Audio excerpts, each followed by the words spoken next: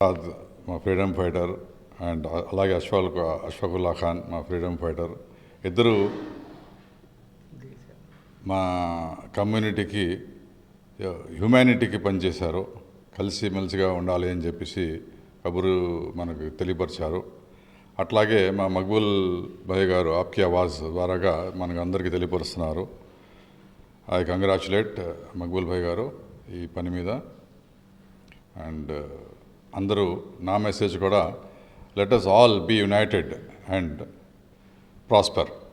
ఇదే నా మెసేజ్. అందరికీ యునైటెడ్గా ఉండి ప్రాస్పరస్గా ఉండాలి అందరూ. Thank you. ఆప్కి ఆవాజ్ రాష్ట్ర కమిటీ ముద్రించినటువంటి ఈ దేశ ఐక్యత కోసం అందరూ కలిసిమెలిసి ఉండాలనే ఉద్దేశంతో ఆప్కి ఆవాజ్ రాష్ట్ర కమిటీ ఒక పుస్తకాన్ని ఆవిష్కరించడం మనం Fatima medical and institute of medical కాలేజ్లో జాబిద్ సార్ ద్వారా ఓపెన్ చేయటం జరిగింది. ఇది ప్రధాన ఉద్దేశం, ఈ బుక్ ఉద్దేశం ఏంటంటే ఈరోజు దేశంలో ఐక్యతను దెబ్బతీసే విధంగా అన్ని మతాలు కలిసిమెలిసి ఈ దేశాన్ని స్వాతంత్రం ద్వారా సాధించుకున్నాం.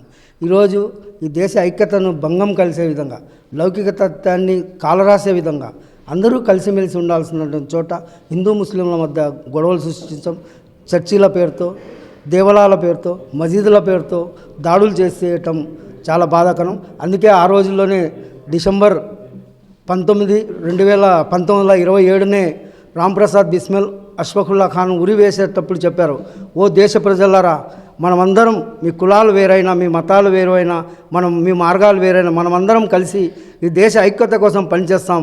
ఈ దేశంలో ఉన్నటువంటి బ్రిటిష్ వారిని దేశం నుంచి తరిమేస్తాం. అంతే తప్ప మీ కులాలు మతాల పేరుతో చిచ్చు పెట్టుకొని మన మధ్య మనం గొడవలు సృష్టించుకోకూడదు అనేసి ఉద్దేశంతో ఈ బుక్ ఆ రోజు చెప్పారు. అదే ఉద్దేశంతో ఈరోజు కూడా మనం ఈ బుక్ అదే ఉద్దేశంతో ఉన్నాయి. మిత్రులు ఈ పుస్తకాన్ని మొత్తం అధ్యయనం చేయాల్సిన అవసరం ఉంది. దీంట్లో చరిత్ర కోసం, దేశ చరిత్ర కోసం ఎవరెవరు పనిచేశారో వాళ్ళ పేర్లన్నీ, వాళ్ళు ఏమేమి చేశారనేటువంటి వివరాలతో ఆప్కి ఆవాజ్ రాష్ట్ర కమిటీ, ఇది నసీర్ అహ్మద్ గారు వేసినటువంటి చరిత్ర మొత్తం దీంట్లో ఉంటుంది. ఒకసారి చదువుకోవాల్సిన అవసరం ఉందని తెలియజేసుకుంది.